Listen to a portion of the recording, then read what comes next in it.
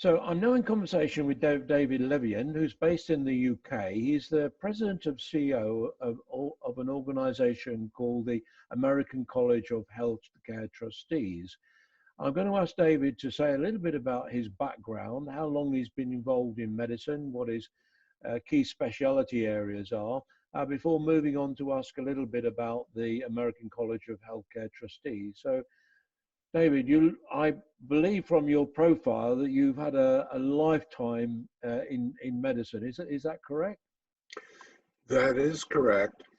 I went to college at Johns Hopkins University and medical school at Georgetown University School of Medicine. Did most of my surgical training in New York and Massachusetts and Michigan. And I spent a year practicing surgery in the National Health Service in 1979 in Kent, which I very much enjoyed and made some great friends and became a great Anglophile during that time. So I practiced general surgery, colorectal surgery, and surgical critical care for 33 years and was a chairman of surgery for 20 years. And the last 8 years were at St. Agnes Hospital in Baltimore. And at that point, I had 200 surgeons I was responsible for and 20 surgical residents, equivalent to a registrar in the UK, and 24 physician's assistants and a budget of about $14 million. And I figured I'd better learn a little bit about business. I'd always, inappropriately, I guess, now looked down on business for all these years. But I became a certified physician executive, and then in 2013, I got my MBA at the University of Massachusetts. I've been involved with teaching residents and medical students for most of my career, but I retired from clinical surgery in 2013, and I've been the president and CEO of the American College of Healthcare Trustees since that time. And was that in existence in 2013, or is it something you helped to set up? I founded that along with a woman who was had been the regional inspector general in the Philadelphia region, and so we were very involved with. Well, our curriculum emphasized compliance and ethics, and the purpose was to improve the quality of governance, leadership, and decision making in healthcare, and we have concentrated on that. We have a very eclectic group. We have physicians and nurses, members of the executive suite, boards of directors, and entrepreneurs and business people, and inventors and scientists. So the beauty of it, from my point of view, is that it enhances cross-pollination among specialties.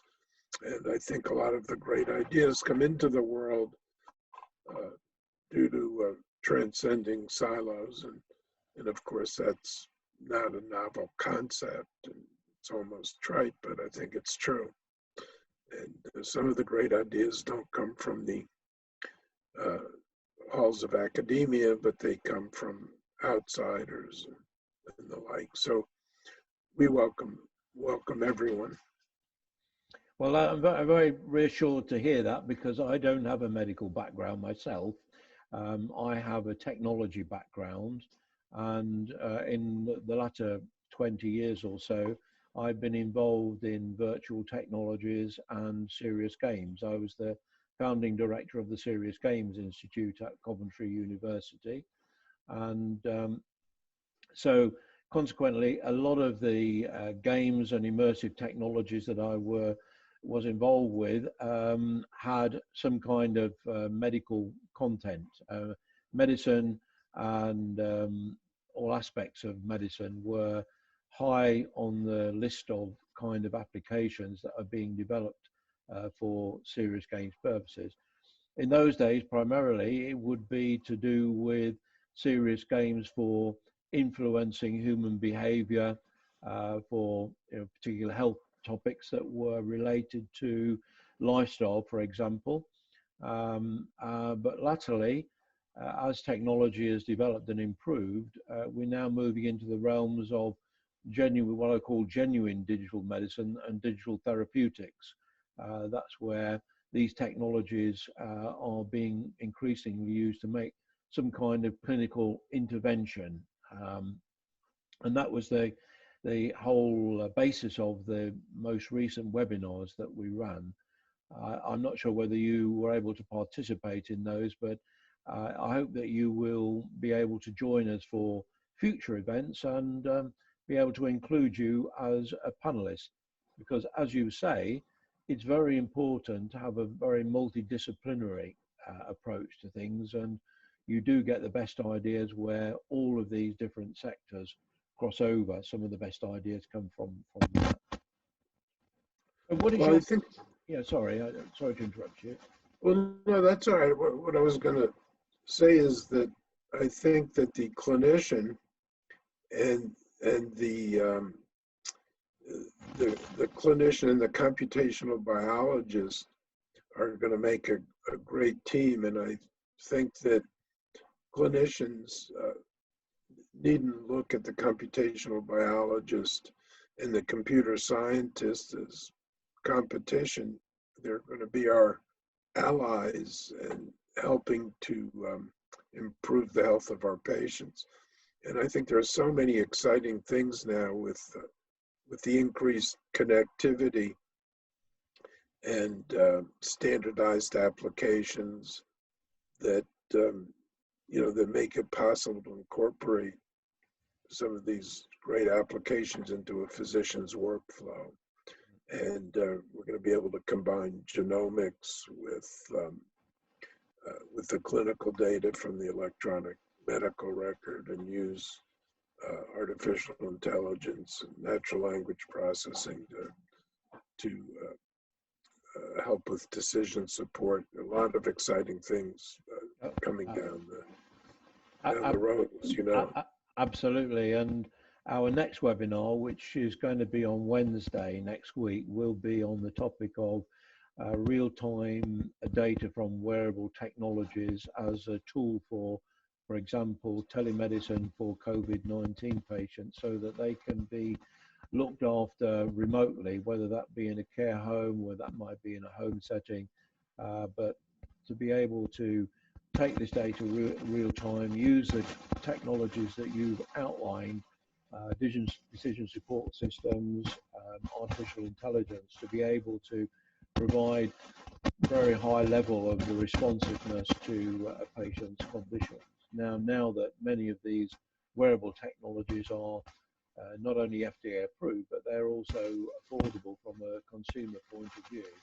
I think that's very important to, particularly in the current COVID-19 crisis.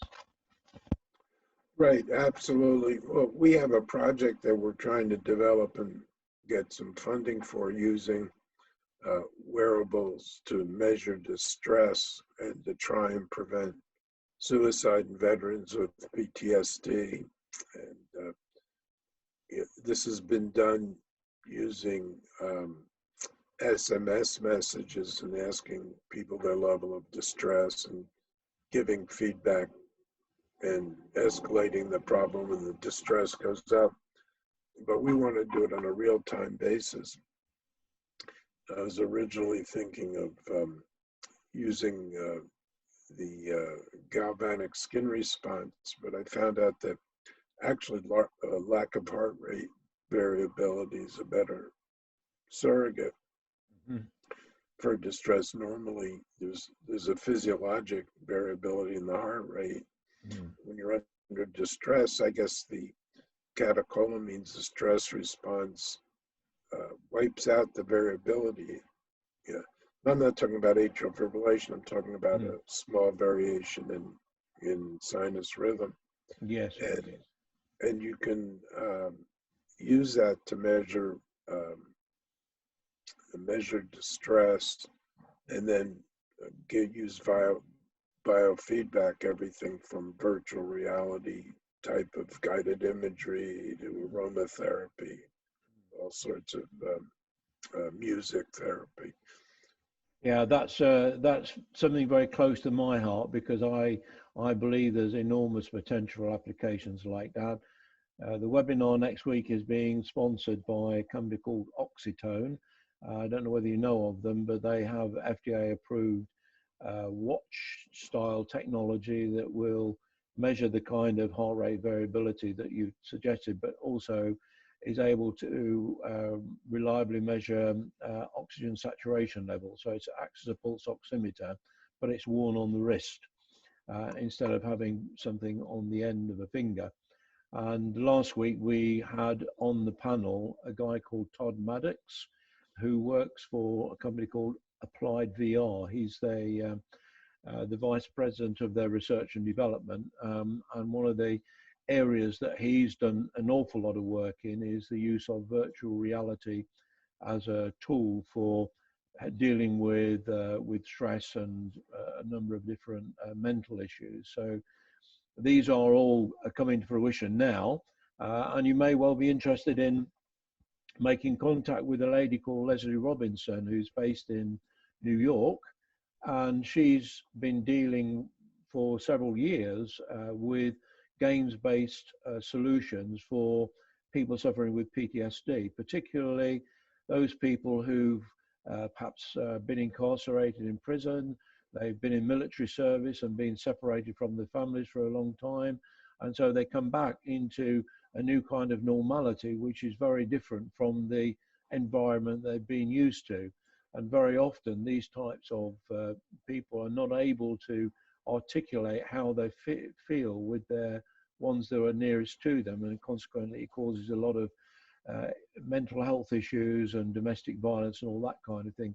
Well, Leslie Robinson, she's making some games available free of charge. These are online games, and they're designed to facilitate the kind of thing that a mental health practitioner might use to help people to open up and be relaxed about talking their feelings and about their feelings and being able to deal with some of the issues that they currently have to deal with. So it's a very exciting area, as you say. Absolutely. And so I've been looking at one of your sites that had some aerial photographs of several cities. They were just spectacular. Mm. Yes, that's the other area of my business, immersive technologies, 360-degree video and photography. And when we finish this interview, I can show you some of the applications that I'm developing, particularly for use with virtual events.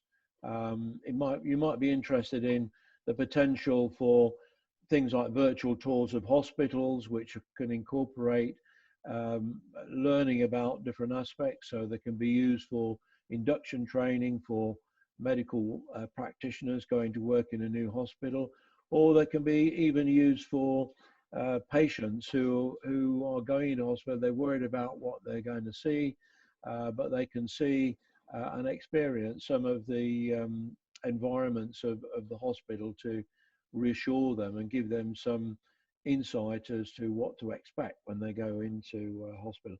Happy to show that when the interview's Yeah, over. I would love to look at that. Those photos, and I looked at your website, they were really spectacular. And we plan to use augmented or mixed reality in two settings. One is that we hope to have a conference along the California coast in,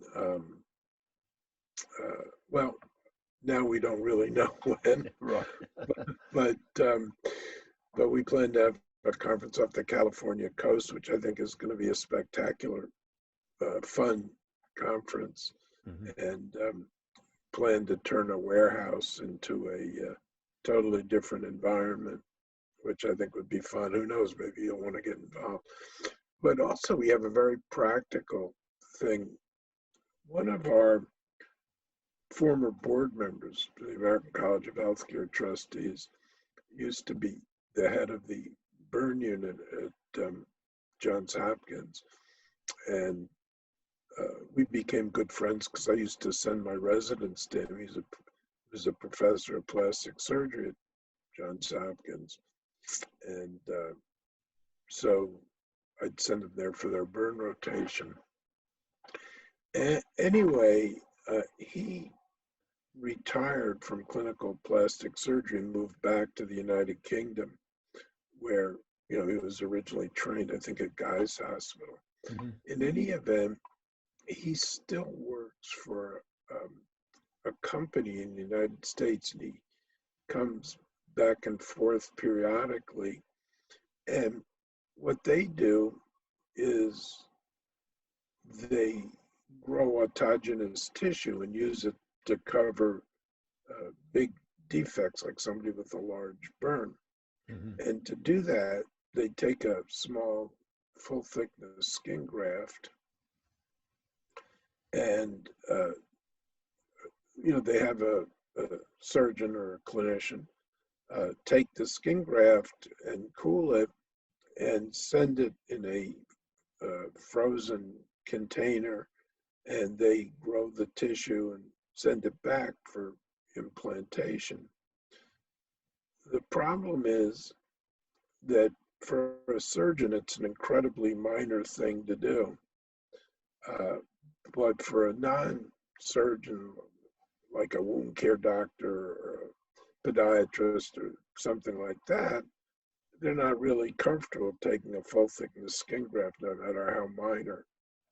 So my idea was to use an avatar as a mentor and to use mixed reality, where you could almost have a tiny little model of skin and an avatar mentoring them, almost holding their hand through the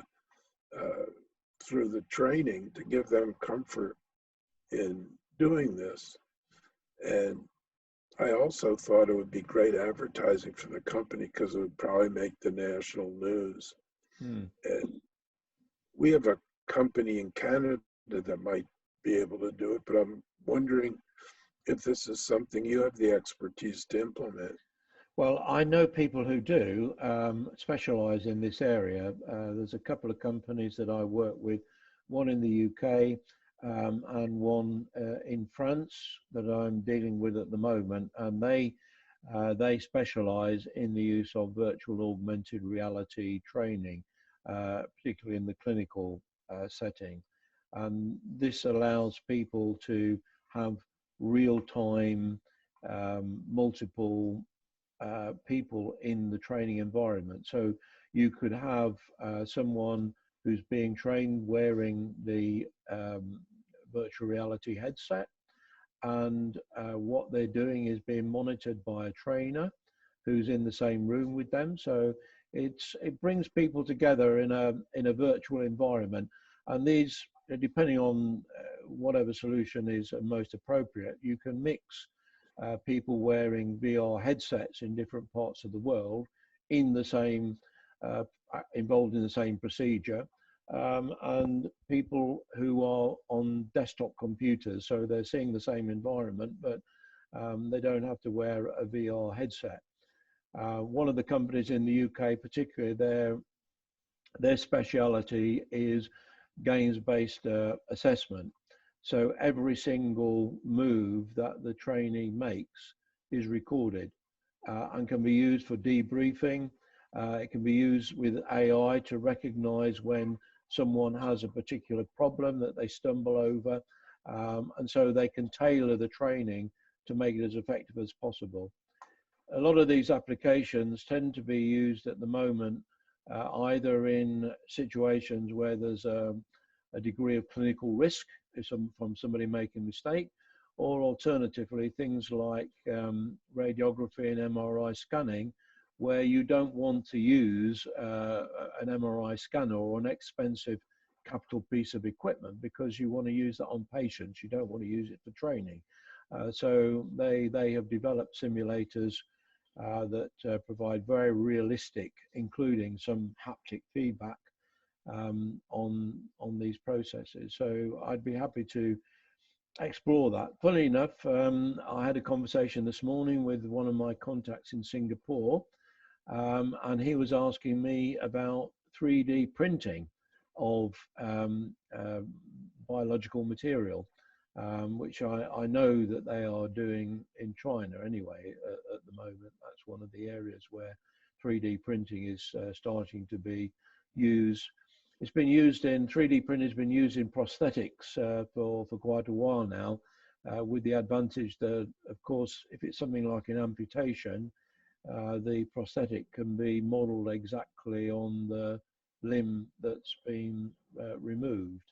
And so it's a much more personalized approach to medicine. So Yeah, so the yeah. no, it's a fun thing for the kids. They had an elementary school class making an artificial limb for a penguin. It was really pretty cool. Yeah. And yeah, one of my sons is very involved with 3D printing, and of course you can use it to make prostheses like a jaw for somebody who's had a radical head and neck procedure.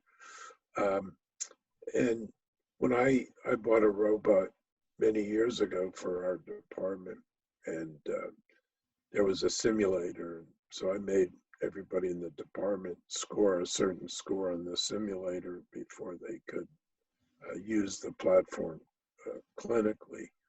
And I've also seen demonstrations where you can see how many,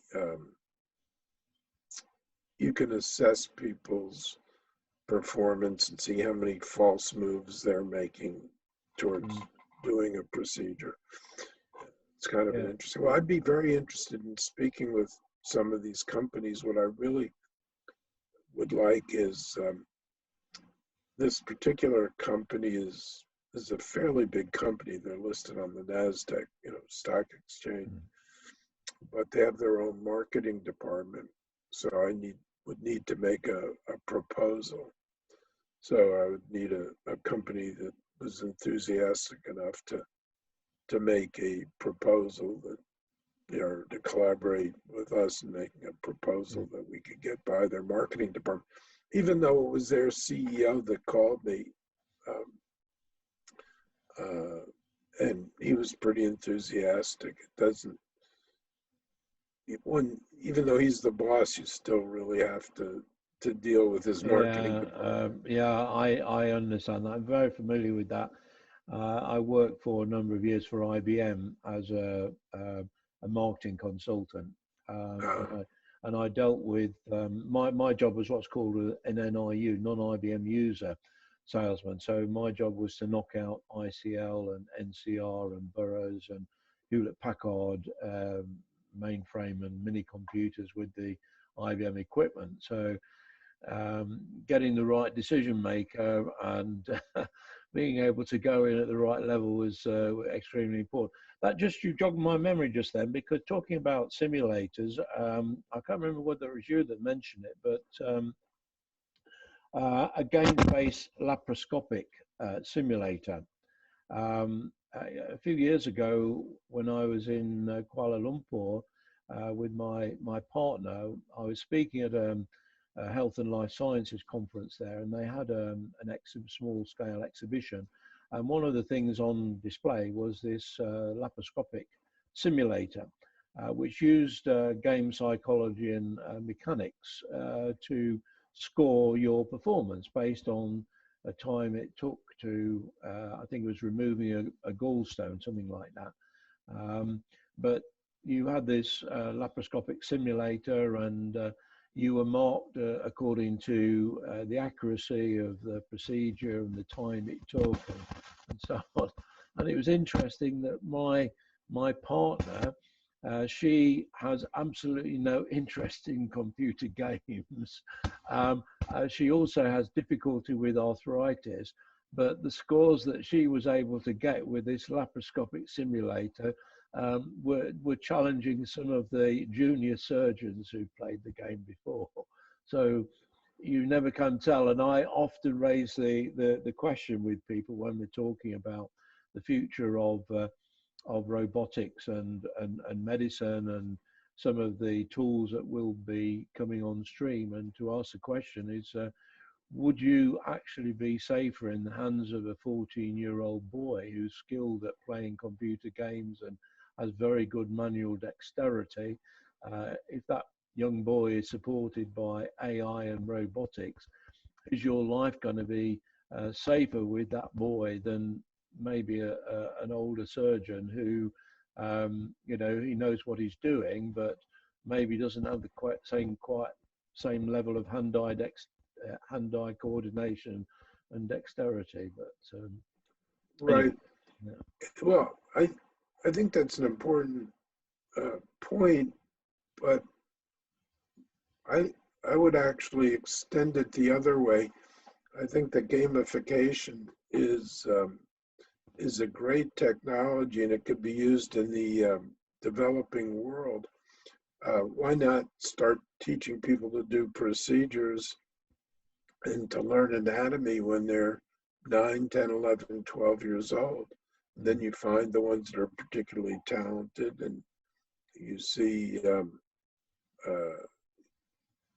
then introduce them to the cognitive aspects of it, and you're really creating barefoot doctors, and it can solve the problem of having enough, you know, trained people in the world. So Yeah. I think gamification, medical education could be completely transformed and could be taken out of the classroom entirely.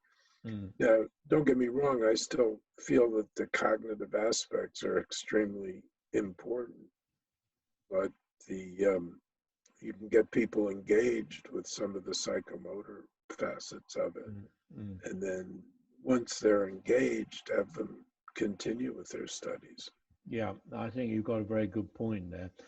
Well, David, would you like to just close off by saying a little bit about the American College of Healthcare Trustees and what your aspirations, what's the organization about and what are its aspirations? Well, the American College of Healthcare Trustees is primarily a membership organization. We have about 80 or 90 fellows, and we call our members fellows. And this gives people an opportunity to learn by virtue of conferences and remote learning. It's a great source of networking because most of our fellows are pretty prominent people. We do have some curated services with the idea that it can help subsidize some of our educational endeavors because they're expensive, especially our conferences. We've essentially always lost money in our conferences, although my board of directors would prefer that I not lose any more money. No, they have no sense of humor. No. Yeah, it tends to be the case, yes. Yeah, but we do have a lot of curated services. If you have time to look at our website, that would be, you can look at our team and our benefits. It's, again, it's to improve the quality of healthcare and governance. Okay. We do have a conference coming up on cybersecurity, which should be a very interesting one. Absolutely, and of course it's very important in a clinical setting. Patient confidentiality and security. Well, in many different ways, it can be very compromising for health related issues. Well, David, I do thank you very much for taking the time to talk to me today. I think this is going to be a good video recording, which I will publish alongside the other video recordings, and I will invite you to our future webinars, and I hope very much that you will join us as a panelist. So once we've finished the recording, I will show you one or two other things that might be of interest to you based on the things that we've discussed. But before that, I just want to say thank you very much for joining me today and giving your time and your expertise to this endeavor. Thank you. Well, the pleasure's been mine, and it's wonderful to get to know you. I'm sure you're someone who can teach me a lot, and hopefully we can give you some exposure to some of our fellows, and they can pick your brains too. Oh, that's wonderful. Thank you very much.